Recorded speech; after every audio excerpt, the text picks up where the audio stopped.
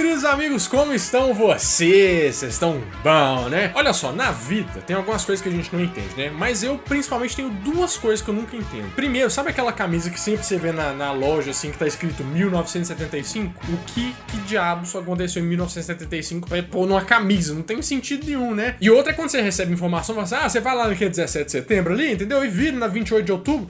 Mas 28 de outubro, 27 de setembro, é tanta data, tanto nome. O que será que aconteceu de tão importante nessas datas pra eles colocar em nome de rua, né? Quem que são essas pessoas? O que elas comem? Onde eles vivem? Vai aparecer no Globo Repórter? Não, vai aparecer só no Net Show. Que hoje nós vamos explicar quem que são as pessoas famosas nos nomes das ruas, né? Eu acho que você merece. Então vamos começar o vídeo porque tem várias ruas e vários quilômetros pra gente percorrer, né? Quem que sabe essas pessoas? Agora eu fiquei curioso. Então, vamos embora.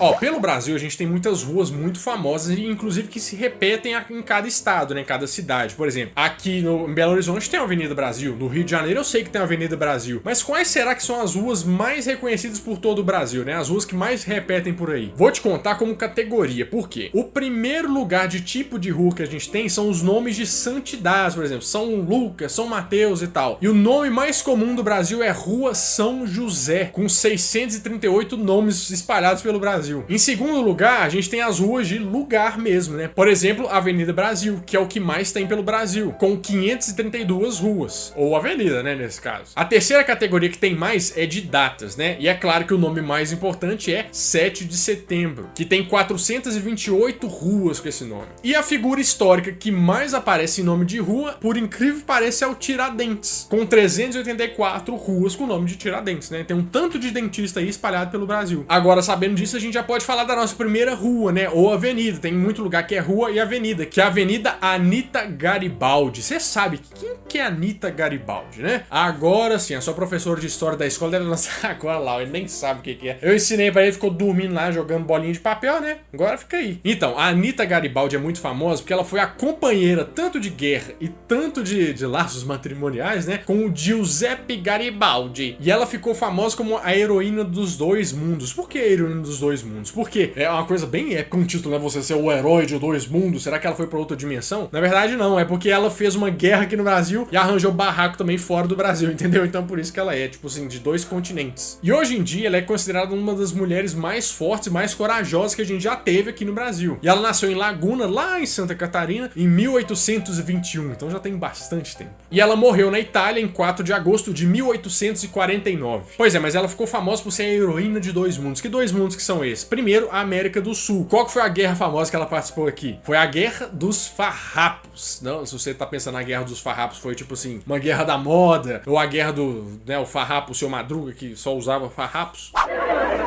Você se acha muito bonito, né? Então, a Guerra dos Farrapos foi um desejo antigo do Rio Grande do Sul, ali do sul do país, porque você já deve ter ouvido falar há muito tempo que eles queriam meio que se separar do Brasil. Falar assim, ah não, olha esse país, não é aqui que a gente quer morar, não. A gente podia fazer um país melhor. Já sei, vamos fazer uma guerra aqui e vamos tentar separar do país, né? Aproveitar que é império, tem imperador aí, a gente consegue. Você já ouviu muito essa conversa hoje em dia que eles queriam fazer isso, só que nessa época, nessa guerra, eles conseguiram. Tanto é que resultou na independência da província do Rio Grande do Sul. Então o Rio Grande do Sul, a partir desse momento, virou um país. E isso foi de 20 de setembro de 1835 até 1845. Então foram 10 anos que a República Rio-Grandense ficou separada do país, mas depois voltou. Aí você fica pensando assim, mas por que eles voltam? Por que eles caíram nesse erro, né? De voltar pro país, o negócio devia estar tão bem lá. É porque é o seguinte, ó, na verdade o imperador dessa época, que era o Dom Pedro aqui no Brasil, né, falou assim, ó, entendi, vocês estão querendo brincar de casinha aí, né? Entendi, não, pode ficar aí à vontade, vocês brincam e tal. E foi meio que fazendo uma vista grossa no negócio, mas depois chegou uma época que ele falou assim, bom,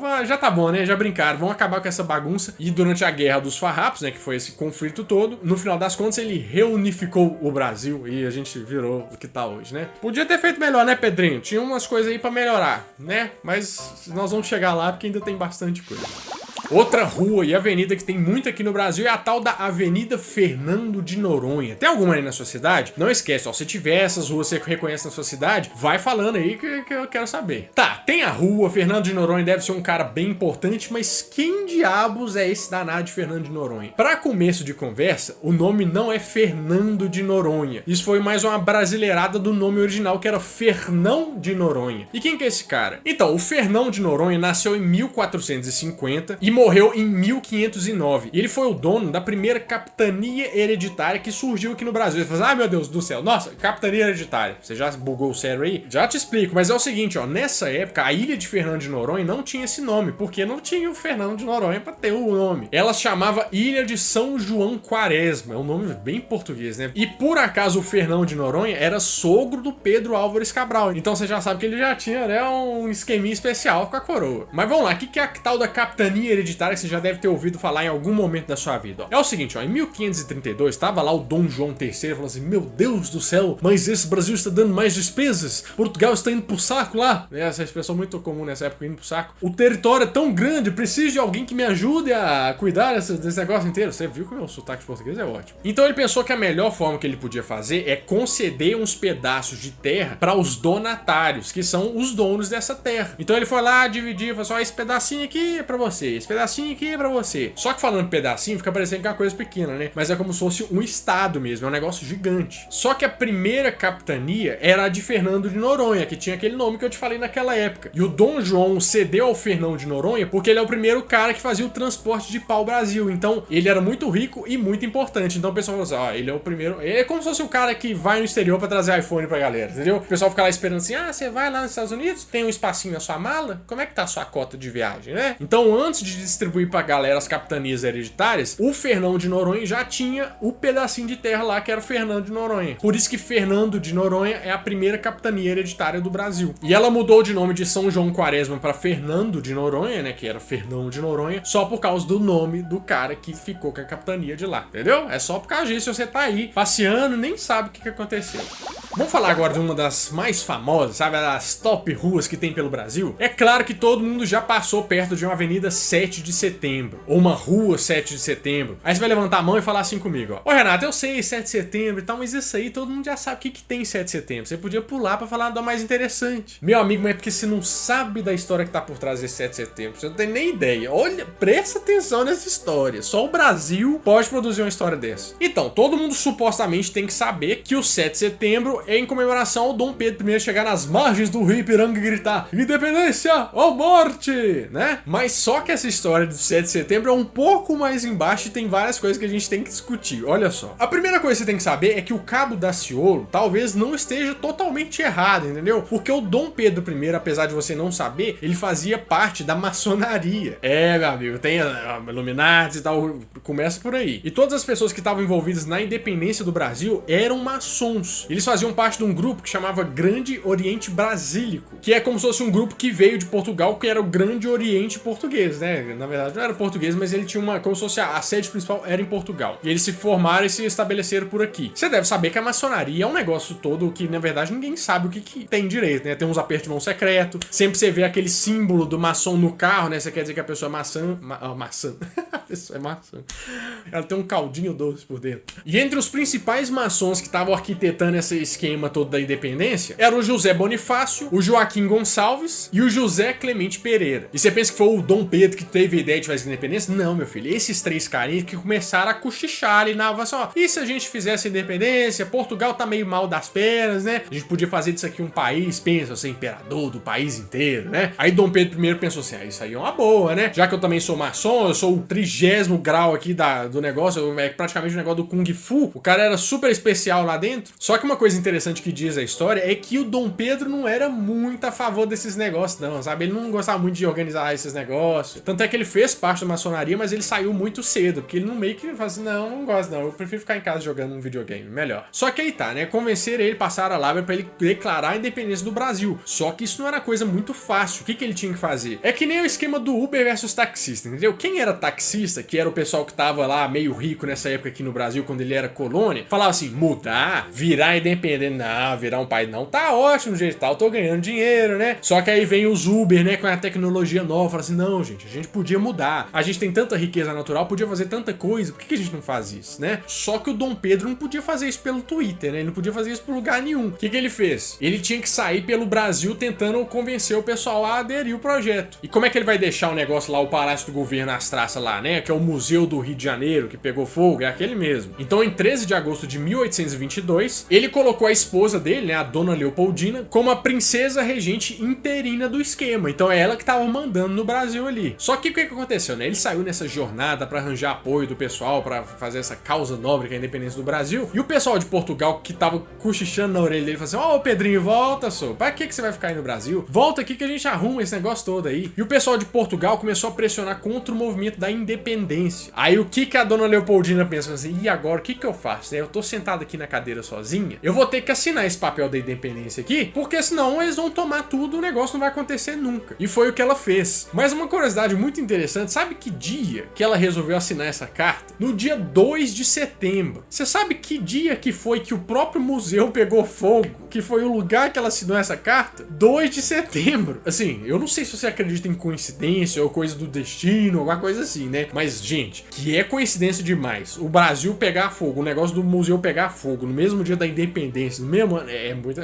Não tem condição, né? O Brasil é o país da piada pronta mesmo. Mas aí tá, né? Depois que ela assina essa carta, ela precisa mandar isso pro Dom Pedro. Então ela manda um emissário a cavalo procurar ele, pra ver onde que ele tinha passado, porque ele precisava dessa carta pra, né, declarar a independência do Brasil, que na verdade não foi tão poético como a gente vê nos quadros e tal, e essa história é pior ainda, o negócio só vai piorando. Aguenta aí. Algumas coisas que você tem que saber. No dia 7 de setembro, quando ele declarou a independência do Brasil, tem todo aquele quadro, né, que você deve conhecer, que é um quadro muito famoso, muito garboso, aquela cena nas margens do Rio Ipiranga, mas você sabe que, né, assim como na vida real, no Instagram, tem a expectativa e tem a realidade. No dia 7 de setembro, dizem que o Dom Pedro comeu ao longo do caminho ali uma leitoa que tava meio mal das pernas, assim, sabe? E diz que, menino, esse rapaz teve uma caganeira, mas aquela caganeira, sabe aquela que você sente quando o negócio tá borbulhando dentro de você? E ele não tava com aquela roupa bonitinha também não, porque nessa época eles nem viajavam de cavalo, eles viajavam de mula quando era um negócio mais, né, uma viagem mais longa, porque a mula aguentava mais que o cavalo. Então ele tava naquela roupa de tropeiro, aquela roupa meio esfarrapada, com diarreia, parando de 20 em 20 minutos pra dar aquela, né, aquela liberada na situação, e chega um cara de cavalo correndo com um papel na mão, né? Nesse momento, quando alguém chega com um papel na mão, realmente é uma situação muito libertadora, você pensa o que você vai fazer com esse papel, mas essa era a carta de independência assinada, então ele tinha que declarar a independência pra Portugal não chegar aqui e tomar conta do lugar inteiro. Então aquele famoso quadro do Pedro Américo e tal, né, na verdade veio de uma diarreia explosiva e uma declaração de independência às margens do rio, e sabe-se lá o que ele tava fazendo nesse rio. Então quando você passava na próxima rua ou avenida 7 de setembro, pode saber que é uma grande homenagem à dor de barriga do Dom Pedro,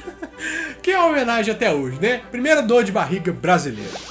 Mas se você é de São Paulo, ou principalmente já ouviu falar sobre São Paulo, né? Se você gosta de muamba, que é onde eu tô querendo chegar, né? Vários produtos baratos, você quer comprar um tanto de coisa, encher carrinho. Claro que você já ouviu falar na rua 25 de março, mas você já parou pra pensar, por que tem o nome 25 de março? Então, você lembra do nosso cagão Dom Pedro I? Pois é, meu filho. Você já sabe que ele declarou a independência em 1822, né? Mas mesmo ele agora sendo o imperador do país, ele precisava de algumas regras nisso, né? E quais que são essas regras? É a Constituição. Então, em 25 de março de 1822, foi promulgada a primeira Constituição brasileira. E o engraçado do Dom Pedro é que ele era uma figura meio excêntrica, assim, porque sabe aquele... é o legítimo brasileiro mesmo, eu acho que a gente puxou tudo dele. Ele fez a Constituição e ele mesmo sentou no piano dele lá, fez a composição e fez o hino da independência do Brasil. Você sabe qual que é? Olha só.